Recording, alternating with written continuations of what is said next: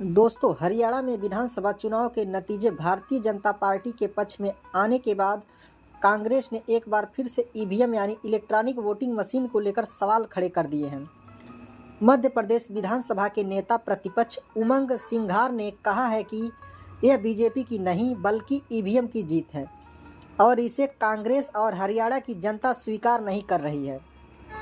कांग्रेस का कहना है कि पूरे हरियाणा में कांग्रेस की हवा चल रही थी, ऐसे में बीजेपी की जीत संदेह पैदा करती है। वहीं बीजेपी ने कांग्रेस के इन आरोपों को गलत बताया है।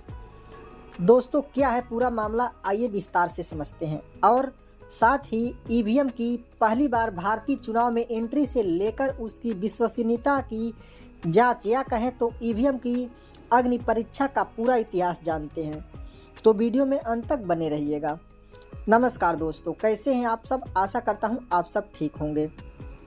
दोस्तों, कांग्रेस के लीडर राहुल गांधी ने एक बार कहा था कि प्रधानमंत्री नरेंद्र मोदी की असली ताकत उनका इकबाल है और एक दिन वह उस इकबाल को खत्म करके रहेंगे।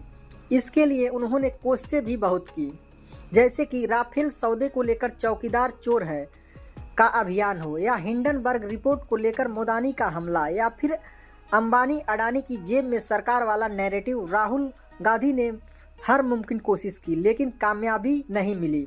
राहुल गांधी मोदी का इकबाल खत्म भले न कर पाए, लेकिन ऐसा लगता है कि उनकी पार्टी अब संवैधानिक संस्थाओं के विश्वसनीयता को ध्वस्त करने के खतरनाक खेल में जुट गई है।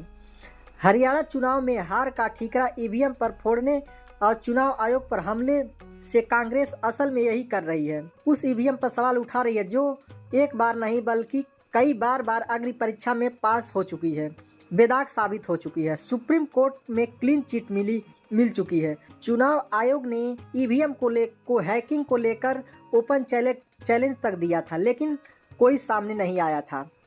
दोस्तों, मंगलवार को दो राज्यों के चुनाव नतीजे आए, जम्मू कश्मीर और हरियाणा। जम्मू कश्मीर में कांग्रेस नेशनल कॉन्फ्रेंस गठबंधन की जीत हुई तो हरियाणा में बीजेपी की, लेकिन दोनों परिणामों को लेकर कांग्रेस की प्रतिक्रिया में जमीन आसमान का फर्क दिखा। जहां जीते वहां तो लोकतंत्र की जीत हुई, लेकिन जहां हार गए वहां जनादेश का सम्मान तो दूर, उसे न स्वीकार करने का अहंकार। जीत गए तो ईवीएम ठीक है, वरना हार गए तो सारा दोष ईवीएम का है।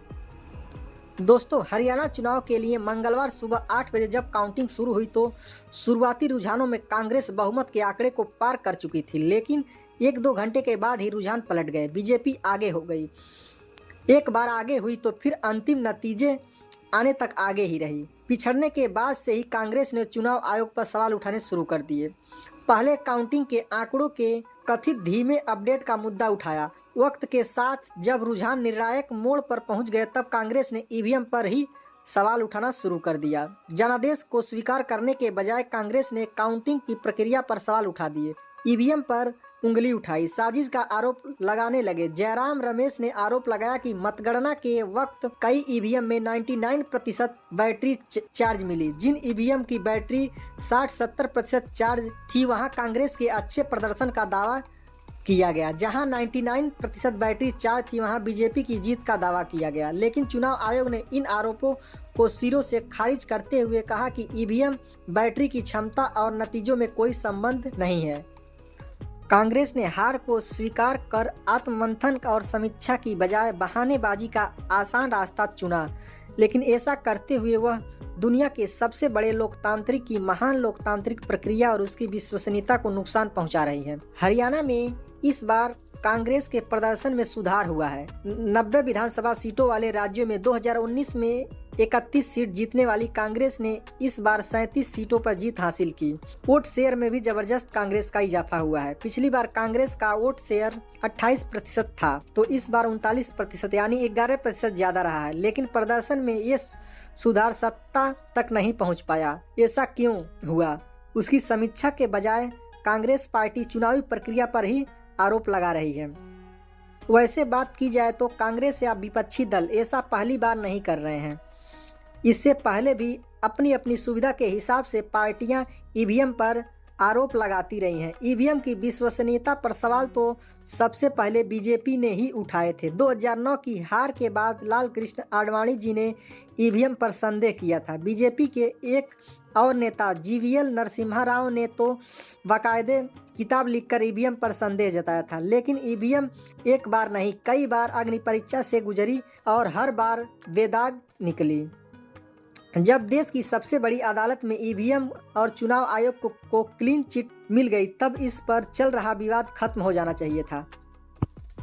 दोस्तों, नेताओं के निहित स्वार्थ के तहत चुनाव आयोग और ईवीएम को आरोपी करने की कोशिशों पर सुप्रीम कोर्ट एडीआर जैसे समूहों को लताड़ लगा चुका है। इसी साल अप्रैल में जब लोकसभा चुनाव की प्रक्रिया चल रही थी तब सर्वोच्च अदालत ने पिछले 70 सालों में स्वतंत्र और निष्पक्ष चुनाव कराने के लिए चुनाव आयोग की तारीफ की और साथ में इस पर दुख जताया कि निहित स्वार्थी समूह देश की उपलब्धियों को कमजोर कर रहे हैं। सुप्रीम कोर्ट ने कहा कि ईवीएम पर 8 बार परीक्षण किया गया है और ये हर बार बेदाग निकली है।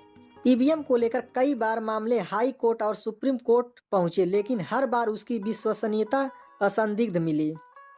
वीवीपैट पर्चियों और ईवीएम में दर्ज वोटों के मिलान में कभी कोई विसंगति नहीं दिखी। सभी हाल ही में सुप्रीम कोर्ट के आदेश पर कई राज्यों में ईवीएम में दर्ज वोट और वीवीपैट का मिलान हुआ, सब सही पाया गया और ईवीएम बेदाग साबित हुआ।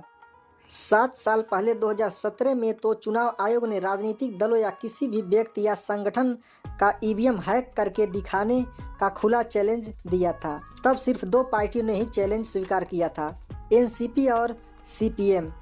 तय तारीख को दोनों पार्टियों के नेता चुनाव आयोग के दफ्तर तो पहुंचे, लेकिन चैलेंज में हिस्सा लेने की हिम्मत नहीं हुई। लेकिन आम आदमी पार्टी ने जरूर दिल्ली विधानसभा के भीतर प्रश्न किया। विधानसभा में का विशेष सन्न बुलाकर जुगाड़ के डिब्बों को ईवीएम का नाम देकर कथित तौर पर हैक करके दिखाया गया। पार्टी ने असली ईवीएम के बजाय नकली जुगाड़ के डिब्बे का इस्तेमाल करके सस्ती पब्लिसिटी का हथकंडा अपनाया था। चुनाव आयोग कार्रवाई न कर दे, इसीलिए विधानसभा के विशेष सन्न की आड़ ली गई थी। कुल मिलाकर देखा जाए तो ईवीएम का अनेकों बार परीक्षण की जा चुकी है और हर बार ईवीएम बेदाग साबित हुई है। इसका इस्तेमाल चुनाव प्रक्रिया को आसान बनाने और बूथ कैप्चरिंग जैसे अपराधों पर लगाम लगाने के लिए किया गया था। बैलेट पेपर से चुनाव के वक्त अक्सर बैलेट बॉक्स लूटे जाने, उनमें स्याही डालने, बूथ कैप्चरिंग जैसे अपराध सामने आते थे, लेकिन ईवीएम का दौर आने से अब वे अतीत का हिस्सा बनकर रह गए हैं। ईवीएम में वोटिंग से परिणाम भी जल्द आते हैं, नहीं तो बैलेट पेपर की गिनती में ही 1-2 दिन और लोकसभा चुनाव में 3-3, 4-4 दिन तक लग जाते थे। सुप्रीम कोर्ट भी बैलेट पेपर के वोटिंग कराने की मांग वाली याचिकाओं को खारिज कर दिया था। ईवीएम की सुचिंता संदिग्ध है। इसके लिए मशीन में दर्ज वोटों और वीवीपैट पर्चियों के मिलान होता है। पार्टियां अपनी हार का ठीकरा ईवीएम पर फोड़कर अपने समर्थकों का जोश ठंडा होने या उन्हें मायूस होने से तो रोक लेंगे, लेकिन ऐसा करके वे चुनाव आयोग की विश्वसनीयता को बेवजह दागदार करने की कोशिश कर देते हैं। संवैधानिक संस्थाओं को आरोपित करने का एक खेल खतरनाक है। चुनाव आते जाते रहेंगे, हार जीत होती रहेगी, लेकिन निहित स्वार्थों के तहत चुनाव प्रक्रिया को लेकर जनमानस में संदेह पैदा करने की कोशिश शर्मनाक है। कांग्रेस हो या बीजेपी या कोई अन्य पार्टी आखिर इससे कब बाज आएंगी। दोस्तों, ईवीएम की पहली बार भारतीय चुनाव में एंट्री कब हुई थी, आइए थोड़ा उसके विषय में भी जान लेते हैं। दोस्तों, भारत में भी सालों तक बैलेट पेपर से वोटिंग होती रही है। इसमें वोटों की गिनती में लंबा वक्त लगता था। इसे देखते हुए साल 1989 में electronic corporation of India limited की मदद से सरकार ने ईवीएम निर्माण की शुरुआत की। इसके जरिए पहली बार वोटिंग नवंबर 1998 में हुई। 16 विधानसभा चुनावों में वोटिंग के लिए ईवीएम का इस्तेमाल किया गया था। इसके बाद से हर जगह चलने लगा और साल 2004 के आम चुनाव में पहली बार पूरे देश के मतदाताओं ने ईवीएम के जरिए अपने वोट डाले थे। तब से मतदान के लिए यही जरिया पूरे देश में लागू होता रहा है। हालांकि समय समय पर सारी ही राजनीतिक पार्टियां इस मशीन को गलत बताती रही हैं। मज़े की बात यह है कि हमेशा हारने वाली पार्टी ही इस पर संदेह करती है। इस पर बाकायदा एक किताब भी लिखी जा चुकी है जिसका नाम है democracy and risk can we trust our electronic voting machine. EVM के साथ छेड़छाड़ की बातों के बीच और राजनीतिक दलों की मांग की वजह से भारत में सुप्रीम कोर्ट के आदेश पर इलेक्शन कमीशन ने मतदाता सत्यापित पेपर ऑडिट ट्रेल वीवीपीएटी के साथ ईवीएम लागू किया। इसमें वोटर खुद ये तय कर पाता है कि उसका वोट उसी को गया है जिसे उसने डाला है। दावा किया गया है कि उसके ईवीएम से छेड़छाड़ की आशंका काफ़ी हद तक दूर हो जाती है।